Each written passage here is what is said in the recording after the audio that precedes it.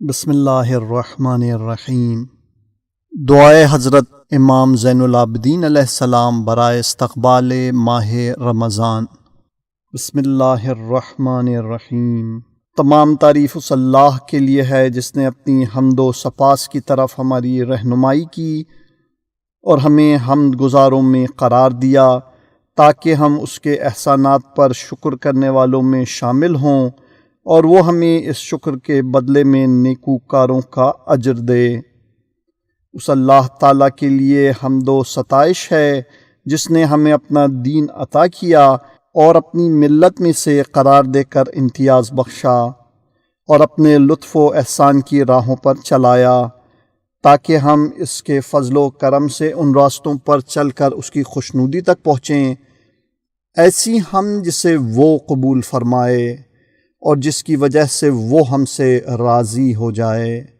تمام تعریف اس اللہ کے لیے ہے جس نے اپنے لطف و احسان کے راستوں میں سے ایک راستہ اپنے مہینے کو قرار دیا،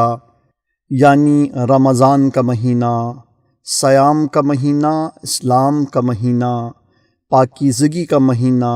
تصفیہ و تطہیر کا مہینہ، عبادت و قیام کا مہینہ، وہ مہینہ جس میں قرآن نازل ہوا جو لوگوں کے لیے رہنما ہے، ہدایت اور حق و باطل کے امتیاز کی روشن صداقتیں رکھتا ہے۔ چنانچہ تمام مہینوں پر اس کی فضیلت و برتری کو آشکار کیا۔ ان فراواں عزتوں اور نمایاں فضیلتوں کی وجہ سے جو اس کے لیے قرار دیں اور اس عظمت کے اظہار کے لیے جو چیزیں دوسرے مہینوں میں جائز تھیں اس میں حرام کر دیں، اور اس کے احترام کے پیش نظر کھانے پینے کی چیزوں سے منع کر دیا اور ایک واضح زمانہ اس کے لیے معین کر دیا۔ خدائے بزرگ و برتر یہ اجازت نہیں دیتا کہ اس سے اس مہینے کے وقت سے آگے بڑھا دیا جائے اور نہ یہ قبول کرتا ہے کہ اس سے مؤخر کر دیا جائے۔ پھر یہ کہ اس کی راتوں میں سے ایک رات کو 1000 مہینوں کی راتوں پر فضیلت دی اور اس کا نام شب قدر رکھا۔ اس رات میں فرشتے اور روح القدس ہر اس امر کے ساتھ جو اس کا قطعی فیصلہ ہوتا ہے اس کے بندوں میں سے جس پر وہ چاہتا ہے نازل ہوتے ہیں۔ وہ رات سراسر سلامتی کی رات ہے جس کی برکت طلوع فجر تک دائم و برقرار ہے۔ اے اللہ محمد و آل محمد پر رحمت نازل فرما اور ہمیں ہدایت فرما کہ ہم اس مہینے کے فضل و شرف کو پہچانیں، اس کی عزت و حرمت کو بلند جانیں، اس میں ان چیزوں سے جن سے تو نے منع کیا ہے اجتناب کریں اور اس کے روزے رکھنے میں ہمارے اعضاء کو نافرمانیوں سے روکنے اور ان کاموں میں مصروف رکھنے سے جو تیری خوشنودی کا باعث ہوں ہماری اعانت فرما، تاکہ نہ ہم بیہودہ باتوں کی طرف کان لگائیں، نہ فضول کی چیزوں کی طرف نگاہیں اٹھائیں، نہ حرام کی طرف ہاتھ بڑھائیں، نہ امر ممنوع کی طرف پیش قدمی کریں، نہ تیری حلال کی ہوئی چیزوں کے علاوہ کسی چیز کو ہمارے شکم میں قبول کریں، اور نہ تیری بیان کی ہوئی باتوں کے سوا ہماری زبانیں گویا ہوں، صرف ان چیزوں کو بجا لانے کا بار اٹھائیں جو تیرے ثواب سے قریب کریں اور ان کاموں کو انجام دیں جو تیرے عذاب سے بچا لے جائیں۔ پھر ان تمام اعمال کو ریاکاروں کی ریاکاری اور شہرت پسندوں کی شہرت پسندی سے پاک کر دے، اس طرح کہ تیرے علاوہ کسی کو ان میں شریک نہ کریں اور تیرے سوا کسی سے کوئی مطلب نہ رکھیں۔ اے اللہ محمد و آل محمد پر رحمت نازل فرما اور ہمیں اس میں نماز ہائے پنجگانہ کے اوقات سے ان حدود کے ساتھ جو تو نے معین کیے ہیں اور ان واجبات کے ساتھ جو تو نے عائد کیے ہیں اور ان آداب کے ساتھ جو تو نے قرار دیے ہیں اور ان لمحات کے ساتھ جو تو نے مقرر کیے ہیں آگاہ فرما، اور ہمیں ان نمازوں میں ان لوگوں کے مرتبے پر فائز کر جو ان نمازوں کے درجات عالیہ حاصل کرنے والے، ان کے واجبات کی نگہداشت کرنے والے اور انہیں ان کے اوقات میں اسی طریقے پر جو تیرے عبد خاص رسول صلی اللہ علیہ وآلہ وسلم نے رکوع و سجود اور ان کی تمام فضیلت و برتری کے پہلو میں جاری کیا تھا، کامل اور پوری پاکیزگی اور نمایاں خشوع و فروتنی کے ساتھ ادا کرنے والے ہیں۔ اور ہمیں اس مہینے میں توفیق دے کہ نیکی اور احسان کے ساتھ عزیزوں کے ساتھ صلہ رحمی اور انعام و بخشش کے ساتھ ہمسایوں کی قبر گیری کریں، اور اپنے اموال کو مظلوموں سے پاک و صاف کریں، اور زکوٰۃ دے کر انہیں پاکیزہ و طیب بنا لیں، اور یہ کہ جو ہم سے علیحدگی اختیار کرے اس کی طرف دست مصالحت بڑھائیں، جو ہم پر ظلم کرے اس سے انصاف برتیں، جو ہم سے دشمنی کرے اس سے صلح صفائی کریں، سوائے اس کے کہ جس کے لیے تیری خاطر دشمنی کی گئی ہو، کیونکہ وہ ایسا دشمن ہے جسے ہم دوست نہیں رکھ سکتے، اور ایسے گروہ کا فرد ہے جس سے ہم صاف نہیں ہو سکتے، اور ہمیں اس مہینے میں ایسے پاک و پاکیزہ اعمال کے وسیلے سے تقرب حاصل کرنے کی توفیق عطا فرما جس کے ذریعے تو ہمیں گناہوں سے پاک کر دے اور اثر نو برائیوں کے ارتکاب سے بچا لے جائے، یہاں تک کہ فرشتے تیری بارگاہ میں جو اعمال نامے پیش کریں وہ ہماری ہر قسم کی اطاعتوں اور ہر نوع کی عبادت کے مقابلے میں سبک ہوں۔ اے اللہ، میں تجھ سے اس مہینے کے حق و حرمت اور نیز ان لوگوں کا واسطہ دے کر سوال کرتا ہوں جنہوں نے اس مہینے میں شروع سے لے کر اس کے ختم ہونے تک تیری عبادت کی ہو، وہ مقرب بارگاہ فرشتہ ہو یا نبی مرسل یا کوئی مرد صالح و برگزیدہ، کہ تو محمد و آل محمد پر رحمت نازل فرمائے، اور جس عزت و کرامت کا تو نے اپنے دوستوں سے وعدہ کیا ہے اس کا ہمیں اہل بنا دے، اور جو انتہائی اطاعت کرنے والوں کے لیے تو نے اجر مقرر کیا ہے وہ ہمارے لیے مقرر فرما، اور اپنی رحمت سے ان لوگوں میں شامل کر جنہوں نے بلند ترین مرتبے کا استحقاق پیدا کیا ہے۔ اے اللہ، محمد و آل محمد پر رحمت نازل فرما اور ہمیں اس چیز سے بچائے رکھ کہ ہم توحید میں کج اندیشی، تیری تمجید و بزرگی میں کوتاہی، تیرے دین میں شک، تیرے راستے میں بے راہ روی، تیری حرمت سے لاپرواہی کریں، اور تیرے دشمن شیطان مردود سے فریب خواری کا شکار ہوں۔ اے اللہ، محمد و آل محمد پر رحمت نازل فرما، اور جب کہ اس مہینے کی راتوں میں ہر رات تیرے کچھ ایسے بندے ہوتے ہیں جنہیں تیرا عفو و کرم آزاد کراتا ہے یا تیری بخشش و درگزر انہیں بخش دیتی ہے، تو ہمیں بھی انہی بندوں میں داخل کر اور اس مہینے کے بہترین اہل و اصحاب میں قرار دے۔ اے اللہ، محمد و آل محمد پر رحمت نازل فرما، اور اس کے چاند کے گھٹنے کے ساتھ ہمارے گناہوں کو بھی محو کر دے، اور جب اس کے دن ختم ہونے پر آ جائیں تو ہمارے گناہوں کا وبال ہم سے دور کر دے، تاکہ یہ مہینہ اس طرح تمام ہو کہ تو ہمیں تمام خطاؤں سے پاک اور گناہوں سے بری کر چکا ہو۔ اے اللہ، محمد و آل محمد پر رحمت نازل فرما، اور اس مہینے میں اگر ہم حق سے منہ موڑیں تو ہمیں سیدھے راستے پر لگا دے، کجروی اختیار کریں تو ہماری اصلاح و درستگی فرما،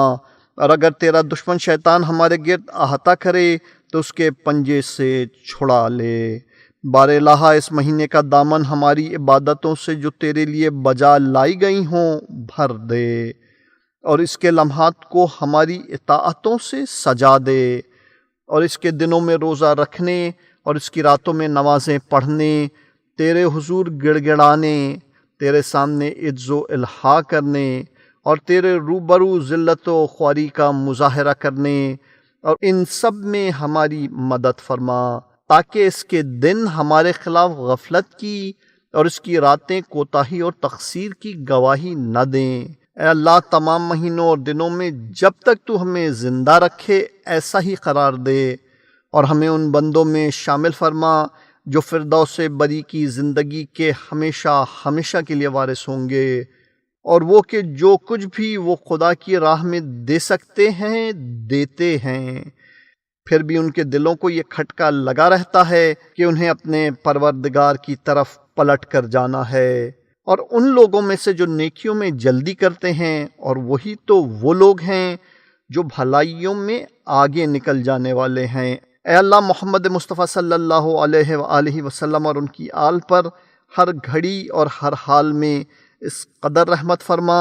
جتنی تو نے کسی پر بھی نازل فرمائی ہو، اور ان سب رحمتوں سے دگنی چوگنی جسے تیرے علاوہ کوئی شمار نہ کر سکے۔ بے شک تو جو چاہتا ہے وہی کرنے والا ہے۔ دعائے استقبال ماہ رمضان کی تفسیر میں جناب علامہ مفتی جعفر حسین صاحب قبلہ نے جو اپنی کتاب میں تحریر فرمایا اس سے چند جملات پیش خدمت ہیں۔ یہ دعا ماہ رمضان کے خیر مقدم کے سلسلے میں ہے۔ ماہ رمضان قمری سال کا 9واں مہینہ ہے جس میں طلوع صبح صادق سے لے کر غروب آفتاب تک چند امور بقصد قربت ترک کیے جاتے ہیں، جیسے کھانا پینا وغیرہ۔ اس ترک کا نام روزہ ہے جو اسلامی عبادات میں سے ایک اہم عبادت ہے۔ روزہ صرف مذہب اسلام ہی میں مخصوص نہیں ہے بلکہ تمام ملل و مذاہب کسی نہ کسی صورت میں روزہ رکھتے اور اس کی افادیت کا اقرار کرتے ہیں۔ البتہ ماہ رمضان میں روزہ رکھنا اسلام سے مختص ہے، اس لیے حضرت علیہ السلام نے اسے شہر الاسلام، اسلام کا مہینہ قرار دیا ہے۔ اس مہینے کو ماہ رمضان کے نام سے منسوب کرنے کے لیے چند اقوال آئے ہیں۔ پہلا قول یہ ہے کہ یہ رمز سے ماخوذ ہے، اور رمز کے معنی دھوپ کی شدت سے پتھر، ریت وغیرہ کے گرم ہونے کے ہیں، اس لیے جلتی ہوئی زمین کو رمضہ کہا جاتا ہے۔ اور جب پہلی دفعہ روزے واجب ہوئے تو ماہ رمضان سخت گرمی میں پڑا تھا، اور روزوں کی وجہ سے گرمی اور تپش کا احساس بڑھا، تو اس مہینے کا نام ماہ رمضان یعنی ماہ آتش فشاں پڑ گیا، یا اس لیے کہ یہ مہینہ گناہوں کو اس طرح جلا و فنا کر دیتا ہے جس طرح سورج کی تمازت زمین کی رطوبتوں کو جلاتی اور فنا کرتی ہیں۔ چنانچہ پیغمبر اکرم صلی اللہ علیہ وآلہ وسلم کا ارشاد گرامی ہے، ماہ رمضان کو ماہ رمضان اس لیے کہا جاتا ہے کہ وہ گناہوں کو جلا دیتا ہے۔ دوسرا قول یہ ہے کہ یہ رمضی سے ماخوذ ہے، اور رمضی اس آب و باران کو کہتے ہیں جو موسم گرما کے آخر میں آئے اور اس سے گرمی کی تیزی دور ہو جاتی ہے۔ اسی طرح یہ مہینہ بھی گناہوں کے جوش کو کم کرتا اور برائیوں کو دھو ڈالتا ہے۔ تیسرا قول یہ ہے کہ یہ عربوں کے قول رمضۃ النسل سے ماخوذ ہے، جس کے معنی دو پتھروں کے درمیان چھری، تلوار یا نیزے کے پھل کو رکھ کر تیز کرنے کے ہیں۔ عرب اس مہینے میں اپنے ہتھیاروں کو تیز کیا کرتے تھے تاکہ ماہ شوال میں اپنی جنگجوانہ طبیعت کے تقاضے پورے کر سکیں۔ چوتھا قول یہ ہے کہ یہ ارتماس سے ماخوذ ہے، جس کے معنی قلق و اضطراب محسوس کرنے کے ہیں۔ چنانچہ اس مہینے میں بھوک اور پیاس کی وجہ سے بے چینی محسوس کی جاتی ہے، اس لیے اسے ماہ رمضان کے نام سے موسوم کیا گیا ہے۔ پانچواں قول یہ ہے کہ یہ مشتق نہیں ہے بلکہ اللہ کا نام ہے، اور چونکہ اس مہینے کو اللہ سے خصوصی نسبت حاصل ہے اس لیے یہ اللہ تعالیٰ کی طرف منسوب ہو کر ماہ رمضان کہلاتا ہے۔ چنانچہ امام محمد باقر علیہ السلام کا ارشاد گرامی ہے، یہ نہ کہا کرو کہ یہ رمضان ہے اور رمضان گیا اور رمضان آیا، اس لیے کہ رمضان اللہ سبحانہ تعالیٰ کے ناموں میں سے ایک نام ہے اور اللہ تعالیٰ کہیں آتا جاتا نہیں، لہٰذا ماہ رمضان کہا کرو۔ ماہ رمضان اپنے فیوز و برکات کے لحاظ سے تمام مہینوں پر فوقیت رکھتا ہے، چنانچہ پیغمبر اکرم صلی اللہ علیہ وآلہ وسلم کا ارشاد ہے، تمہاری طرف اللہ کا مہینہ برکت، رحمت اور مغفرت کا پیغام لے کر بڑھ رہا ہے۔